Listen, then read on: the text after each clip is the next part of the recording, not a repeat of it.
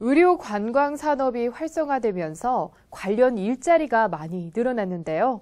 특히 병원 코디네이터의 수요가 급증했다고 합니다. 선진국에서는 필수 인력으로 자리를 잡았을 만큼 중요한 위치에 있다고 하는데요. 오늘 명사초대석에서는 대한병원 코디네이터협회 추가영 이사와 함께 병원 코디네이터의 모든 것을 알아봤습니다.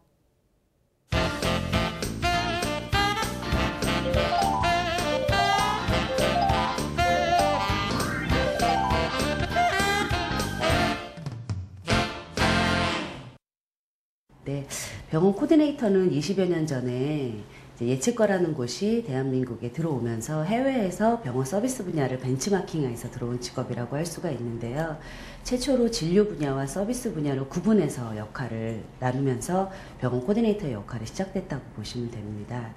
병원 코디네이터는 크게는 리셉션 코디네이터, 서비스 코디네이터, 상담 코디네이터, 그리고 어느 정도 연차가 지나면서 이제 병원을 관리하는 중간 경영자까지 역할을 가게 되는데요. 편하게 생각하시면 진료 이외의 나머지 부분을 담당해서 일한다고 생각하시면 좋을 것 같습니다. 우선 리셉션 코디네이터부터 먼저 말씀을 드리면요. 리셉션이라는 얘기와 마찬가지로 이제 사람을 환대한다는 그런 역할을 합니다.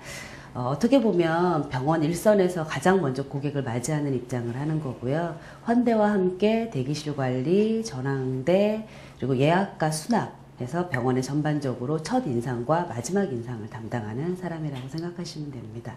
연차가 조금 지나게 되면은요, 병원의 전반적인 서비스에 대해서 관리하는 역할들을 해주시는 분들이 등장하는데, 저희는 이분들을 서비스 코디네이터라고 부르고 있습니다.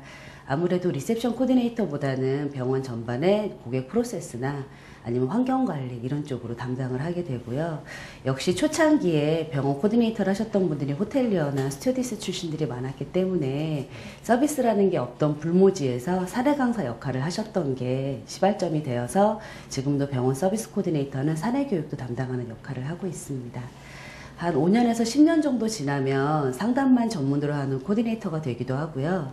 아니면 중간관리자 역할을 하기도 합니다. 왜냐하면 이제 개인 병원 입장에서는 의사나 원장님들 입장에서 경영도 하고 진료도 하는 게 너무 힘들기 때문에 이제 HRD나 아니면 재무회계, 홍보 마케팅 전반적으로 병원의 경영에 도움이 되는 중간관리자 역할까지 해서 병원 코디네이터는 계속 진화하고 있다고 생각하시면 좋을 것 같습니다.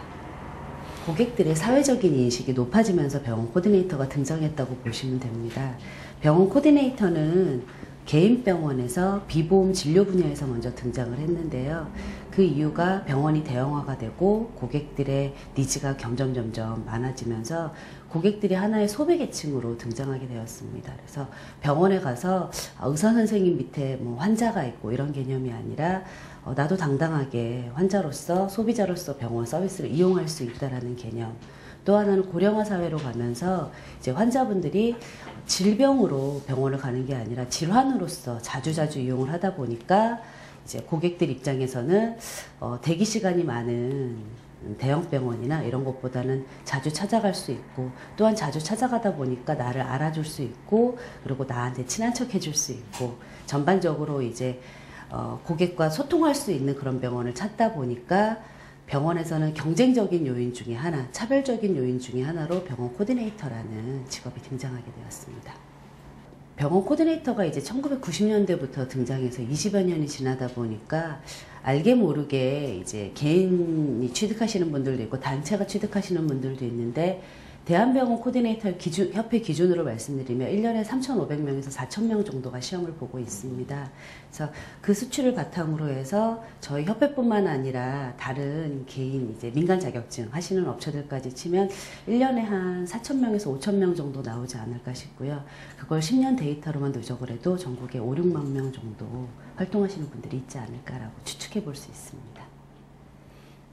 보통 일반적으로 30시간의 교육을 받고 이제 기본적으로 수료증이라는 걸 발급하게 되는데요. 그에 앞서서 제가 먼저 말씀드리고 싶은 건 병원 코디네이터가 아무래도 서비스 업종이다 보니까 이제 필요 조건들이 있습니다. 예를 들어서 긍정적인 마인드라든가 아니면 편안하고 밝은 인상이라든가 아니면 이제 커뮤니케이터 역할을 할 수 있는 열린 사고방식이라던가 또 지치지 않는 체력들 이런 거를 바탕으로 해서 병원 코디네이터가 기본적인 소양을 갖추고 계신 분들이 이제 교육원에 들어가셔서 의료계의 트렌드 변화나 아니면 서비스 경영 마인드 그리고 심리학적인 부분들, 회계 재무적인 부분들까지 합쳐서 이런 과정들을 30시간 커리큘럼을 작성해서 수업을 들으시고 계시고요. 병원 코디네이터 자격증을 응시하시려면 이 30시간 공부하신 수료증이 있어야지만 응시할 수 있는 자격이 주어집니다. 그리고 일반적으로 병원 코디네이터 수료증이나 자격증 갖고 활동하는 경우들이 있는데 지속적으로 이제 병원 코디네이터에 관한 책을 다시 트렌드에 맞게 쓴다거나 아니면 저희가 1년에 한 번 총회를 해요. 그래서 총회를 통해서 이제 경력 있는 코디네이터들이 후배 코디네이터들에게 이러이러한 트렌드로 고객들이 요구하고 있고 이럴 때는 어떻게 활용을 하면 좋다라는 거를 하고 있고요. 또 온라인을 통해서 보수 교육을 하고 있습니다.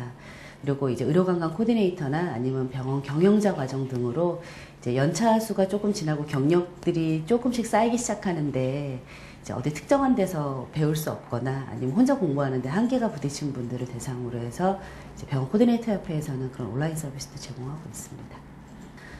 병원 코디네이터가 근무하는 데 있어서 솔직히 이제 진료팀이랑 부딪히는 경우들도 있어요. 왜냐하면은 병원 코디네이터 입장에서는 좀 더 환자 편의를 봐줘야 되고 진료팀 입장에서는 너무 많은 환자를 보면 다른 환자한테 피해가 갈 수가 있고 또 아시다시피 노동 집약적이기 때문에 이제 의료팀의 손을 떠나서는 진료가 이루어지지 않아서 그런 부분에서 갈등 등이 조금 있을 수가 있어요.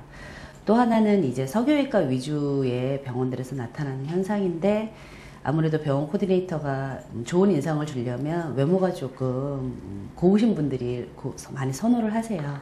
그래서 이제 많은 코디네이터들이 아쉬워하는 것 중에 하나는 물론 외모가 좋으면 훨씬 더 좋겠지만 우리가 환자를 대하는 마음이나 이런 걸 좀 많이 봐줬으면 좋겠다라고 얘기를 하고 계십니다. 연차 수가 쌓이면 참 스페셜리스트가 되기 쉬운 직업 중에 하나가 병원 코디네이터라고 할 수 있습니다. 대부분 병원 코디네이터가 여성분들이 많은데 여성분들은 임신하고 출산하고 결혼하는 과정을 통해서 이제 집에서 쉬시는 분들이 많으시죠.